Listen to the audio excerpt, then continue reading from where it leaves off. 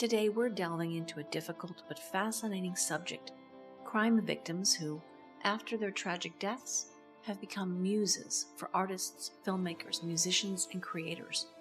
It's a topic that touches on art, remembrance, and the ethics of using real-life tragedy in creative expression.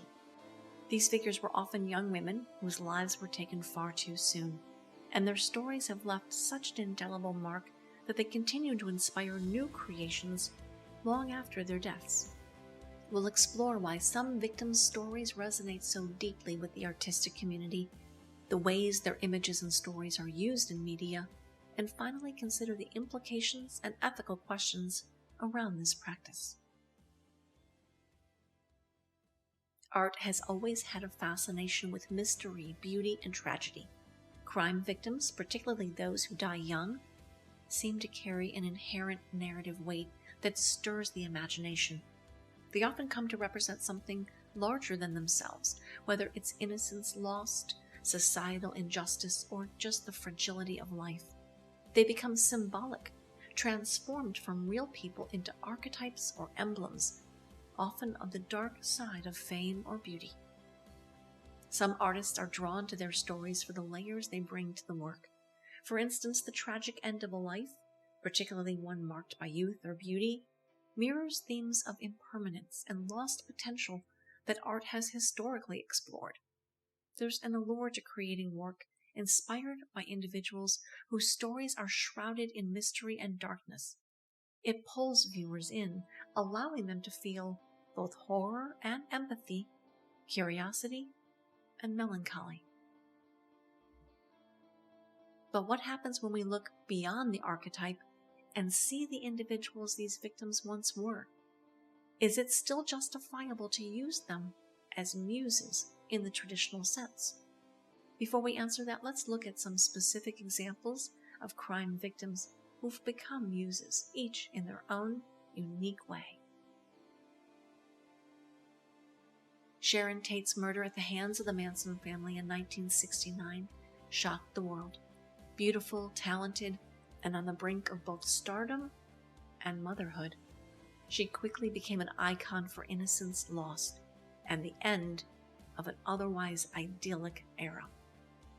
In films like Once Upon a Time in Hollywood by Quentin Tarantino, Tate's life is portrayed with a certain wistfulness, and the film reimagines her fate in a way that offers both a tribute and a commentary on her tragic end. Sharon Tate has inspired countless books, films, and even fashion trends, with her image embodying a haunting blend of tranquility and violence. Elizabeth Short was a young woman brutally murdered in 1947. Her unsolved case and the gruesome nature of her death transformed her from a forgotten Hollywood hopeful into a symbol of complex mystery. Over the decades, she has inspired countless works, including James Ellroy's novel The Black Dahlia and its film adaptation. Her image, often reconstructed and romanticized, has appeared in art, music, and fashion, forever connected to the noir genre and Los Angeles' darker history. Elizabeth Short's portrayal reflects the era's obsessions and the danger lurking behind the Tinseltown dream. Princess Diana's untimely death in 1997 left a global impact that artists, filmmakers, and musicians continue to explore. Known for her humanitarian work and her ability to connect deeply with the public, she became a beloved figure whose life and tragic end highlighted the complexities of fame, the pressures of royalty, and the cost of public scrutiny. Films like Spencer and documentaries such as Diana, Our Mother explore her inner life, relationships, and legacy. Musicians, photographers, and visual artists often depict Diana as a symbol of compassion and resilience, but her story also serves as a commentary on the darker side of celebrity culture and the heavy toll of living in the spotlight. Her image and legacy remain deeply resonant, invoking both admiration and reflection on the media's role in her life and death. Though JonBenét's case was different from the previous examples in that she was a child, her death has nonetheless inspired considerable media and artistic interest. A child beauty queen found murdered in her own home, her tragic story struck a chord with audiences and has been referenced in everything from TV shows to pop art. Artists have portrayed her as a symbol of innocence violated and the complex societal fascination with youth and beauty. Her case remains emblematic of the media's tendency to sensationalize tragedy, drawing attention from visual artists and filmmakers alike.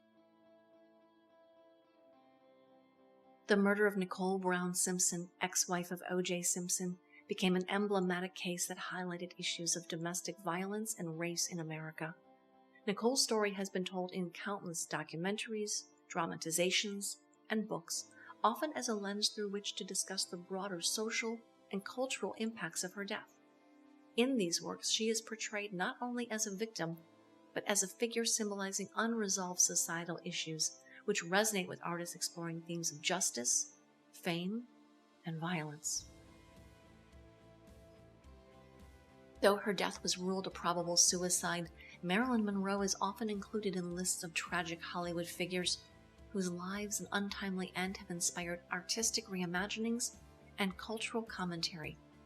Films like Blonde and art pieces by Andy Warhol emphasize her as both an icon and a victim of Hollywood, of public perception, and of her own struggles.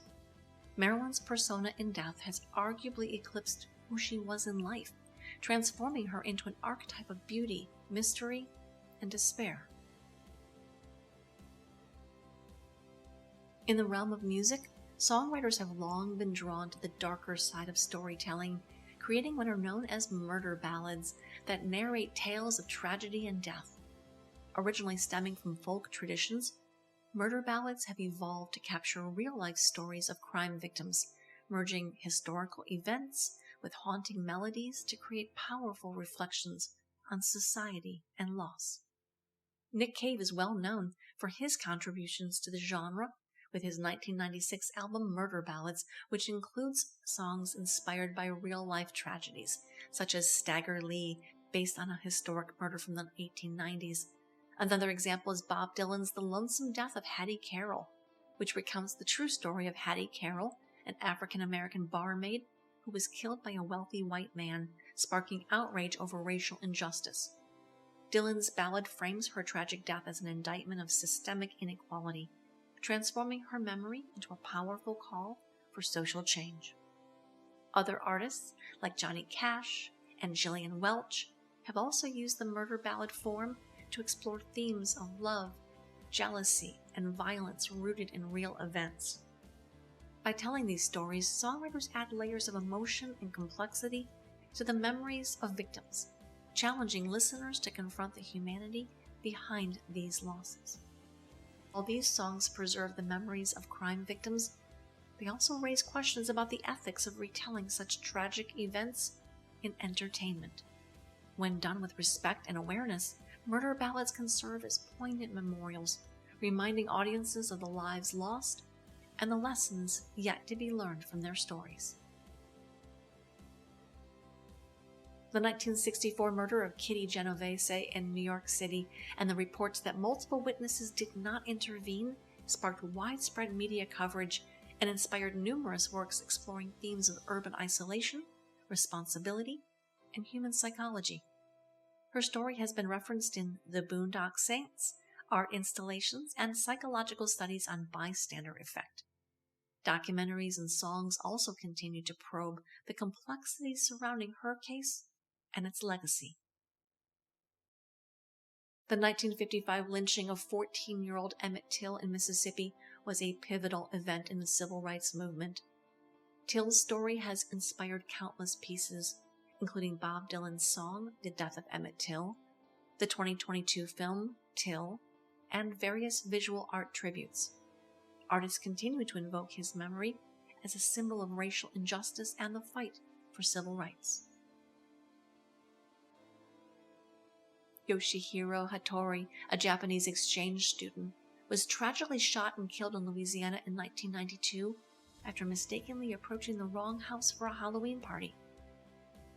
His death prompted international media attention and led to calls for stricter gun control. His story has inspired several Japanese and international documentaries, songs, and plays that reflect on cultural misunderstandings and gun violence. Ruth Snyder's 1928 execution in the electric chair became infamous after a New York Daily News photographer captured the moment. Her case, stemming from a murder conspiracy with her lover, inspired plays like Machinal by Sophie Treadwell, and novels like Double Indemnity by James M. Cain, which later became a film noir classic. Snyder's story often appears in discussions on sensationalism in the media and the nature of public voyeurism. The 1998 murder of Matthew Shepard, a young gay man in Wyoming, shocked the nation and led to increased awareness and advocacy for LGBTQ+ rights. His story has inspired numerous works, including The Laramie Project, a play and later film that explores the impact of his murder on the town of Laramie, as well as songs by Elton John and Melissa Etheridge. Shepard's story remains a profound symbol in the fight against hate crimes. The abuse and murder of 16-year-old Sylvia Likens in 1965 remains one of the most disturbing cases in American history. Her story has inspired novels like The Girl Next Door by Jack Ketchum and films including An American Crime. The works based on her life and death often delve into the darkness of human cruelty and the complexity of abuse within communities. Legendary musician Marvin Gaye was tragically shot and killed by his father in 1984. His death shocked the world, and his life and legacy have since inspired countless tributes, documentaries, and musical works celebrating his contributions to music and reflecting on his tragic end. His life is depicted in films, and his legacy continues to influence musicians worldwide. The murder of rapper Tupac Shakur in 1996 has left a lasting impact on the world of music, film, and art. His life and work have been celebrated in documentaries, biopics like All Eyes on Me, and countless songs that honor his influence on hip-hop and his role as a cultural icon. His unsolved murder continues to inspire both investigative works and artistic tributes. While controversial, Aileen Wuornos, a convicted serial killer executed in 2002, became the subject of several films, documentaries, and even musical references that explore her difficult life and the circumstances leading to her crimes. Monster, a 2003 film, won Charlize Theron an Academy Award for her portrayal of Wuornos and delves into Wuornos' tragic backstory. Wuornos is frequently examined in art and media as a figure embodying societal failure and gendered violence. The crime spree of Bonnie Parker and Clyde Barrow in the 1930s has captured the public's imagination for decades, inspiring films, music, and art. Their story was famously depicted in the 1967 film Bonnie and Clyde, and musicians like Jay-Z and Beyoncé have referenced them in songs.